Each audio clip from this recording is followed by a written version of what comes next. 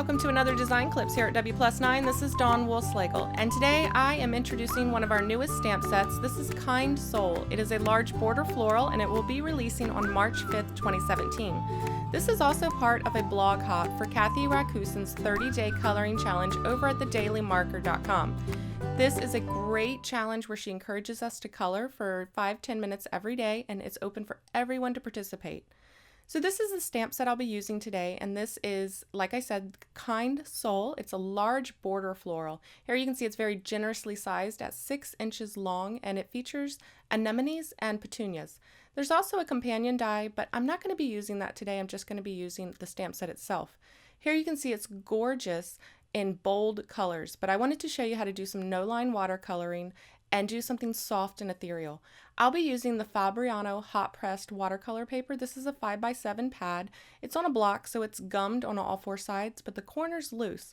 So to remove the sheet, you just stick your finger up under one of the corners and then peel it away. If you have trouble, if not enough is loose, you can use a palette knife to slide under that corner and then all the way around the edges.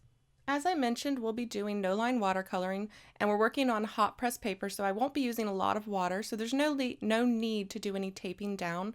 So I've already pre-cut my card front to 4 1/4 by 5 1/2, and now I'm going to stamp it using antique linen distress ink.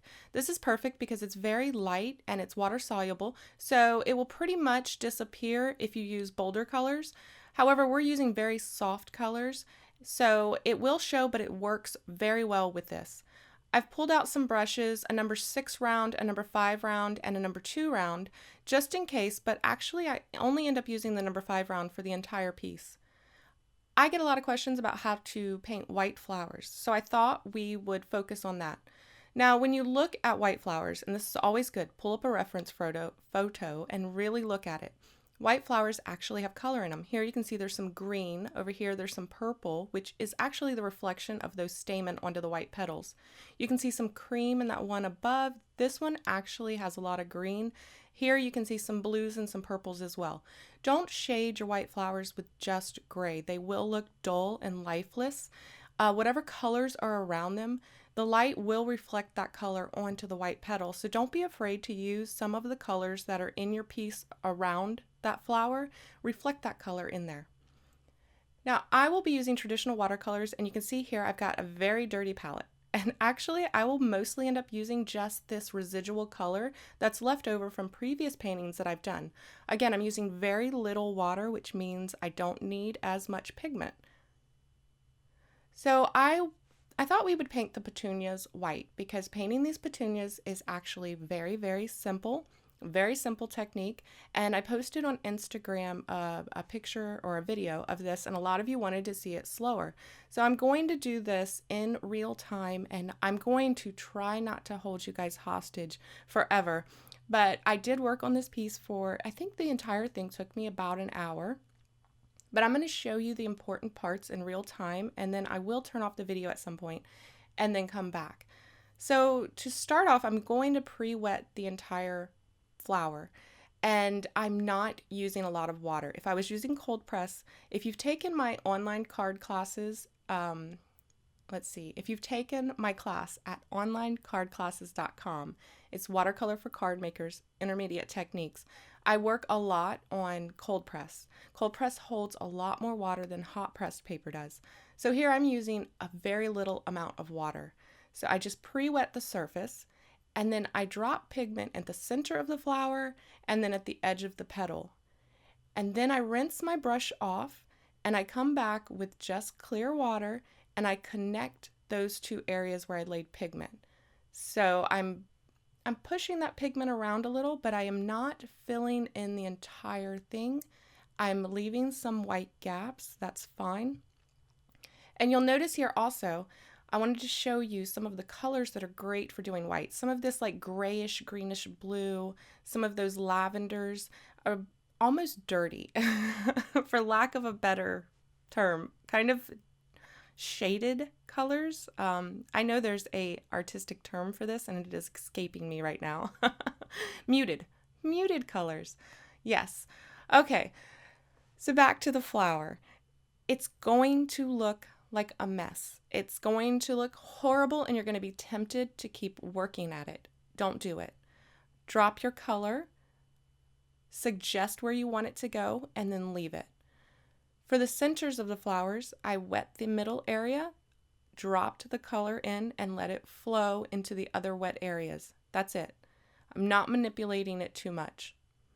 Here you can see I'm adding some of that green from the center to the outside of the petal. Again, this is just going to harmonize those colors and spread it throughout the picture. You don't want one color in just one area of your composition.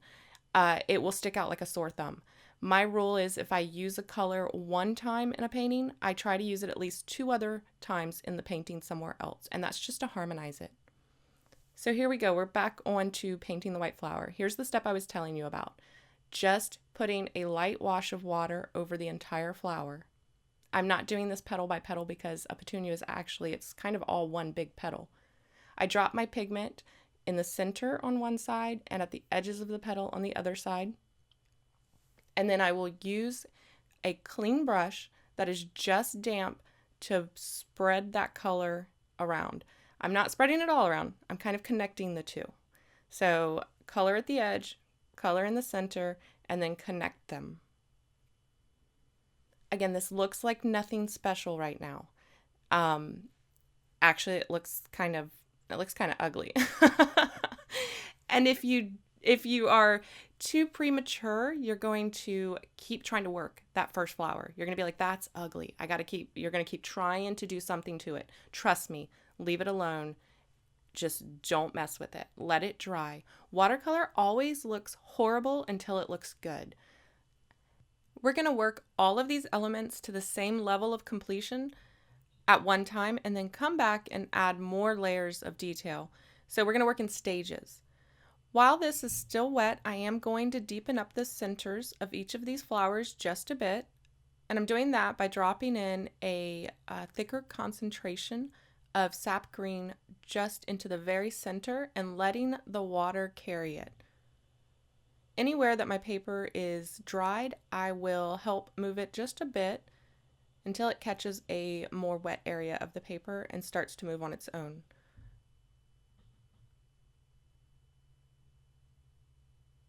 And that's pretty much it for now. I'm going to go ahead and drop in a little bit of the yellowy orange color. Not drawing the stamens, literally just dropping the color in there to give the suggestion. Okay, so I went ahead and did the third flower. And again, I'm going to come in and deepen up those centers because they've softened. Watercolor always dries back quite a bit lighter, about anywhere from 20 to 30% lighter than when you put it down. So I'm just going to continue to deepen up just the center areas. And again, it still does not look like a gorgeous white flower, but trust me, you'll look at it and be like, how does it go from that to this? From here to there.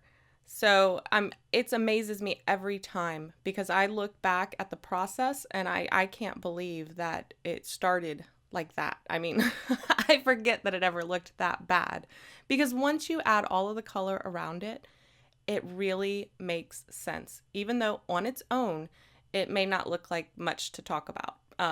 Once you add all that other color, they will look like they belong. Trust me. So this third flower, I am making it a little bit darker, maybe like it's recessed a little bit further. There's quite a bit of it hidden by the anemone, so I am adding just a little bit heavier concentration of color to this one, just for some variation. You don't want everything to look exactly the same. Again, dropping in that color and then just using clean water to help soften it. I'm going to leave some of the edges hard, some soft. Again, I like that variation in my paintings. Deepening up that center to make them look like they are recessed further, make them look more concave, and then adding some dips to some of the petals. You'll also notice that I'm jumping from flower to flower, and that's so that I can give each layer time to dry. I don't want to keep coming in and working on this while the paper's still wet. I'll get blooms, which is where if the paper is drier but still wet, then the paint that you put on top of it, that water will force that paint to run away, and then you'll get a bloom. So that's why here I'm jumping from flower to flower. I'm giving each layer time to dry between. And blooms are beautiful. I love blooms in my paintings, but not when I'm working in this style. We're doing a glazing style where we're doing light washes of color one on top of the other, letting them dry in between. So we don't want blooms in this one. With my wet and wet work, I actually try to create blooms. So it's just something to be aware of. So once we're done with these white ones, we're going to move on to the anemone. I'm going to use the same technique. This time I'm going to work petal by petal. So I'm going to wet one petal at a time, drop in my color, and then connect those two areas of color. So my goal here is to create some variation in the shade. I don't want one solid color petal because I rarely ever see a flower that's all the same shade, tone, and depth. Even within the petal, there's tons of different tones, tons of different depths of that color. That's because the petal is not laying completely flat. So areas where the petal is curved up, those will be lighter. Where it is darker, that means that part of the petal is recessed, possibly folded. Possibly there's just a little wrinkle in the petal. And that's how you're going to get that. Don't try to do it at this stage yet, though. Just keep in mind where, like for this one, the petal we just did, I wanted it to look curved, so the middle would be deeper. So I just made sure to concentrate my color in the center and then let the water carry the color to the edges. It's naturally going to be lighter on those edges, and it's going to end up giving me a curved look. So on this one, again, I'm doing the exact same thing. Wet the petal, put the pigment at the bottom and the top, and then connect them. Here, I know that this one I want it to be deeper, so I can continue to drop in more pigment because that paper is still wet and it's going to carry it out. Then I'll come back here, add in wherever I want the color to be deepest. I'll add that color and then use my water, my clean water on my brush to connect the two areas.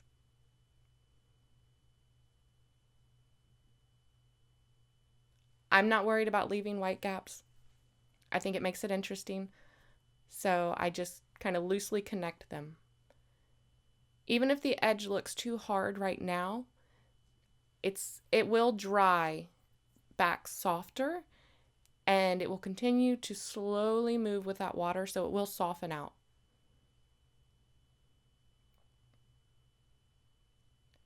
And I'm going to continue my way all the way around this flower, working each petal.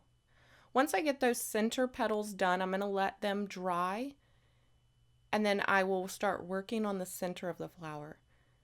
And you can already start to see, now that we're adding that color to the anemone, those white flowers are starting to look, the petunias are starting to look more like flowers and less like dirty blobs.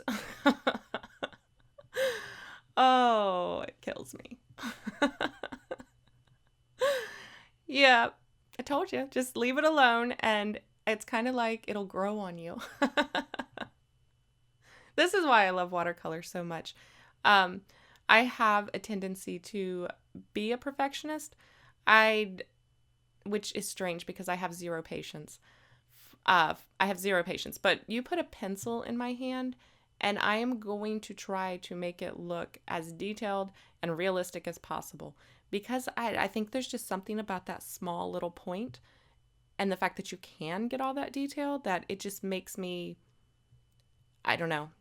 But you put a paintbrush in my hand with water, which is so unpredictable, and it is so easy to just let go and just add the suggestion of something. There's just something so relaxing about it. I don't even know how to explain it. Maybe I'm just crazy.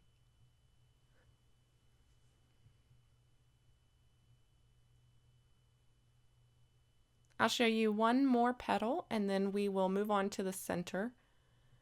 Again, anywhere that the petal is behind or coming to the base where it would be a little bit deeper, I will drop my pigment there first and then use the water to spread the rest of the color to the edge of the petal where it would be lighter because it would be receiving more light.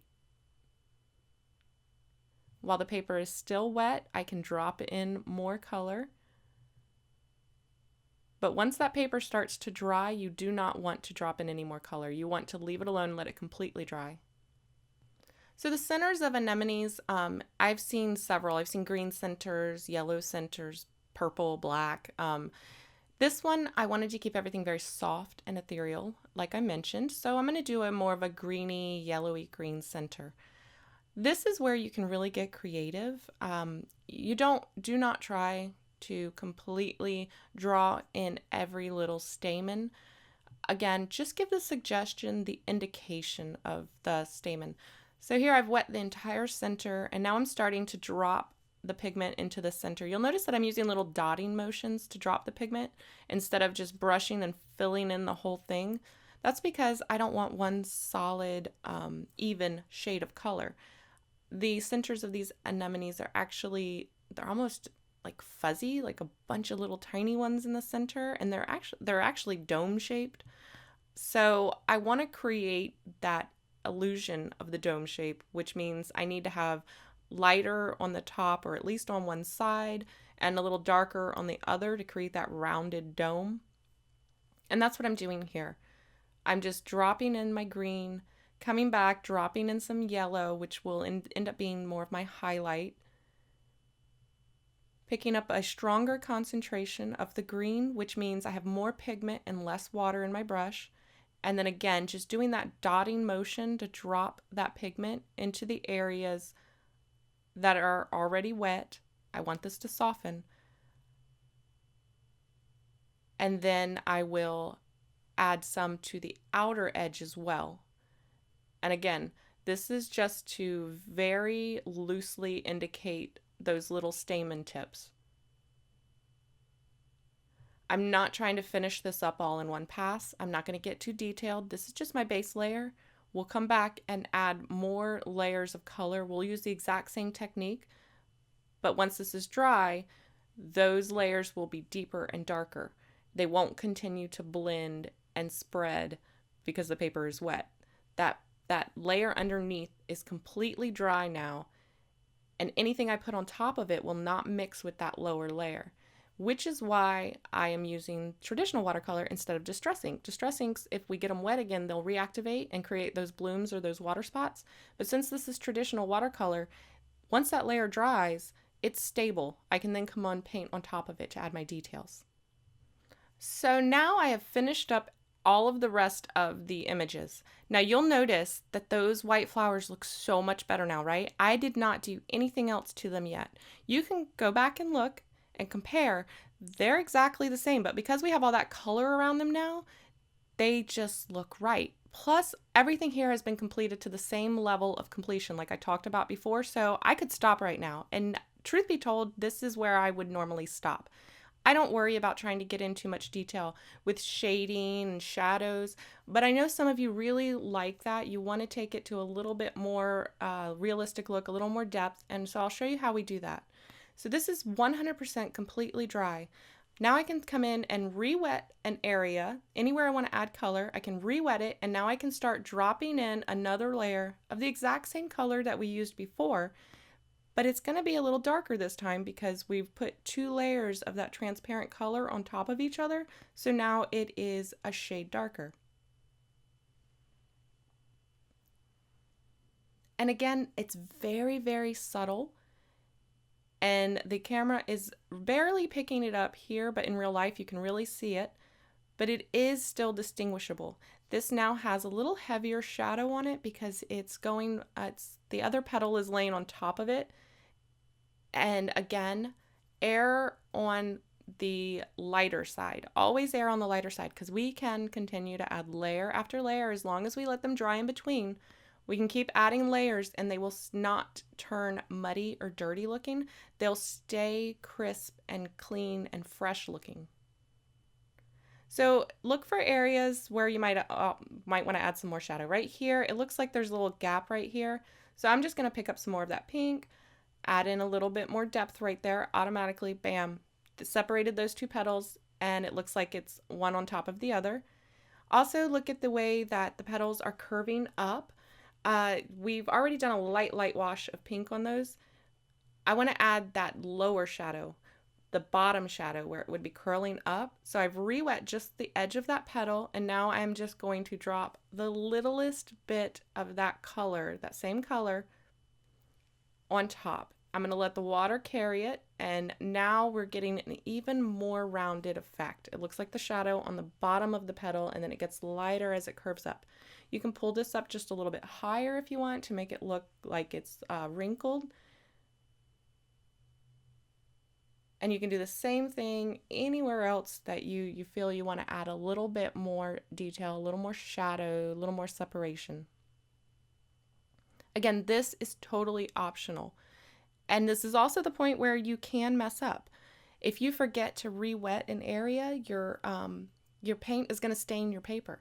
So as long as you wet first, you can almost always correct a mistake. As long as that paper is wet before the pigment goes into contact with it, it will lift more easily than if you put straight pigment onto dry paper. So there you can see this petal. It looks a little more 3D now. And then to the petals themselves, you can add layers of shadows and depth. So right here, I'm just going to add another layer of that pink where those other two petals are laying on top of it, and then on the very edge where it curls. So again, very, very subtle, but it definitely, you can see it makes a difference. Let's add some shape to this petal. Right now it's looking kind of flat. I don't mind it, but you know how some petals will have like humps and curves in them? You can emulate that here. I've re-wet the petal, and now I'm just adding another layer of color to two sides. Okay, so I left the strip in the middle light. I added a little bit darker right there on the edge, and then a little bit darker coming from the center up to the edge. And you can see how it made that petal look like it had a wrinkle in it. So I finished this off using our gift card layers die to add that faux stitching, and then added a sentiment from the Prayers stamp set from Simon Says Stamp, and I stamped that in our warm wool. I thought that tan color complemented our color palette perfectly. And that finishes the card. I hope you guys enjoyed this video. I hope it answered some of your questions on painting white flowers. I hope it also gave you a closer look at our new Kind Soul stamp set. And if you want more information on the 30-day color challenge, be sure to check the description box below. I will have all the links. I will also have all of the links, more photos, and more about the challenge on our blog at stampawaywithme.blogspot.com. And there are tons of prizes along the way on this blog hop, so be sure to click on over, because I know everybody loves free stuff. Plus, the next stop on this hop is the lovely and talented Danielle from Neat and Tangled, one of my favorite people and one of my favorite companies. So thank you guys so much for watching. I will see you next time. Bye.